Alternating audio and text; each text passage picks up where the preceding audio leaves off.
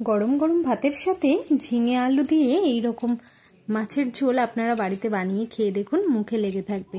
নমস্কার বন্ধুরা, অপুর সংসার চ্যানেলে আপনাদের সবাইকে স্বাগত জানাই।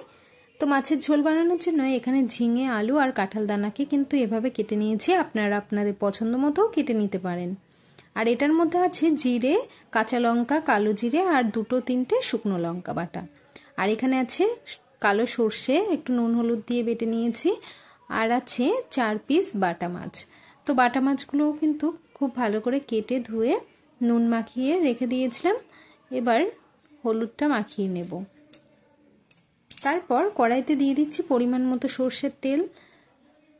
তেলটা দেওয়ার পর বড়িগুলোও কিন্তু এখানে ভেজে তুলে নিচ্ছি।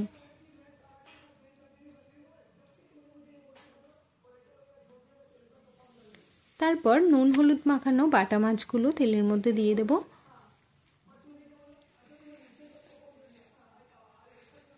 এভাবে কিন্তু মাছগুলোকে ভেজে নিতে হবে।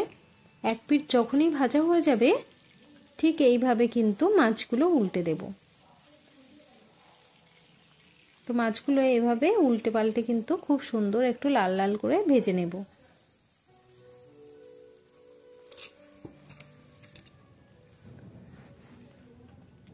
তো দেখতেই পাচ্ছেন মাছগুলো কিন্তু খুব সুন্দর ভাজা হয়ে গেছে।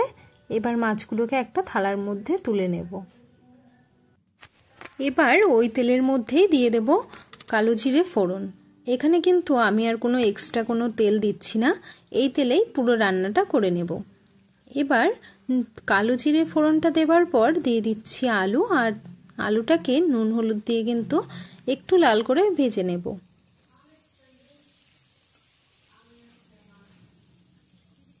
তো একটু সময় নিয়ে কিন্তু আলুটাকে ভাজতে হবে। আর দেখুন মাছ আর বড়িগুলো কিন্তু খুব সুন্দর ভাজা হয়েছে।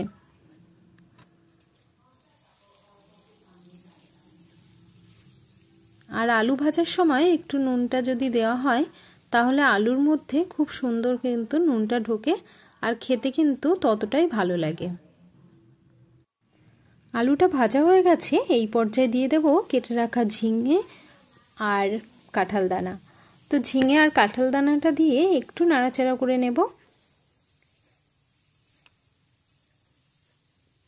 তারপর এর মধ্যে দিয়ে দিচ্ছি পরিমাণ মতো হলুদ আর পরিমাণ মতো লবণ। তবে লবণটা কিন্তু একটু পরে দেব। হলুদটা দিয়ে কিছুটা সময় কিন্তু একটু ভাজতে হবে। এবারে দিয়ে দিচ্ছি পরিমাণ মতো লবণ। তো লবণটা দিয়ে আরও কিন্তু কিছুটা সময় ভাজতে হবে।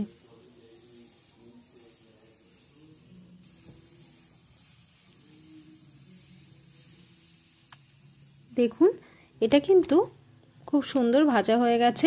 এর থেকে বেশি কিন্তু আমি ভাজবো না। এবার বেটে রাখা মশলাটা দিয়ে দিচ্ছি আর তার সাথে দিয়ে দিচ্ছি অল্প পরিমাণে একটু মশলা ধোয়া জল। তারপর মশলাটাকে কিন্তু ঝিঙে আলুর সাথে খুব ভালো করে কষাতে হবে। আর এইরকম কম তেল মশলার রান্না যদি আপনারা আরও দেখতে চান তাহলে চ্যানেলটি ঘুরে দেখে আসতে পারেন।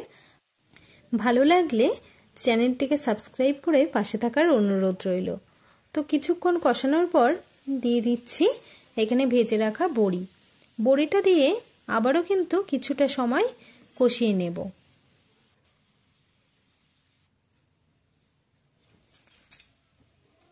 গ্যাসের ফ্লেমটাকে হাই ফ্লেমে রেখে আরও কিছুটা সময় কিন্তু কষিয়ে নিচ্ছি। দেখুন মশলাটা কিন্তু কষানো হয়ে গেছে।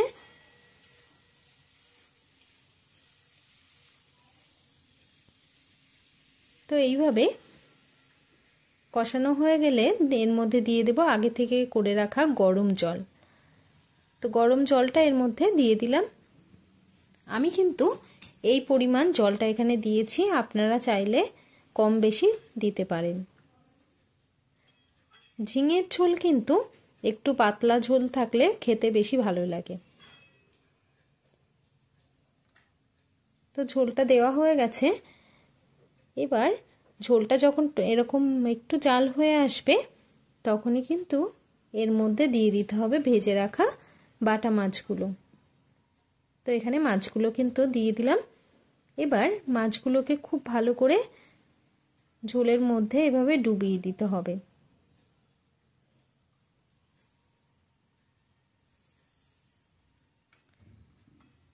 নতুন ও পুরনো বন্ধুদের সকলকে অনেক ধন্যবাদ পুরো ভিডিওটা দেখার জন্য।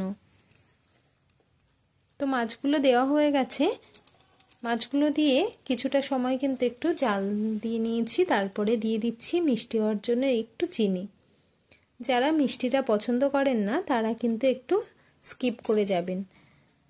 তো দিয়ে দিচ্ছি বেটে রাখা সর্ষেটা। তো সর্ষে বাটাটা দেওয়ার পর এর মধ্যে কিন্তু একটু সর্ষে বাটা মানে বাটি ধোয়া জলটা দিয়ে দিচ্ছি। আর এখানে যে জলটা দিয়েছি এটা কিন্তু অবশ্যই গরম জল দিতে হবে। তো জলটা দেওয়ার পর এভাবে কিন্তু একটু তরকারিটাকে নাড়াচাড়া করে নিচ্ছি। খুব বেশি নাড়াচাড়া এখানে করার দরকার নেই। ঝিঙে আলুর ঝোল যেহেতু পাতলাই কিন্তু ভালো লাগে। তো এভাবে কিছুটা সময় একটু ফুটিয়ে নামিয়ে নিলে রেডি হয়ে যাবে ঝিঙে আলু বড়ি দিয়ে বাটা মাছের ঝোল। আশা করি আজকের রান্না আপনাদের ভালো লাগবে। ভালো লাগলে লাইক কমেন্ট শেয়ার করে দেওয়ার অনুরোধ রইল। আজ এই পর্যন্ত, দেখা হবে নতুন কোনো ভিডিওর সাথে। ততক্ষণ সবাই ভালো থাকবেন, সুস্থ থাকবেন। ধন্যবাদ।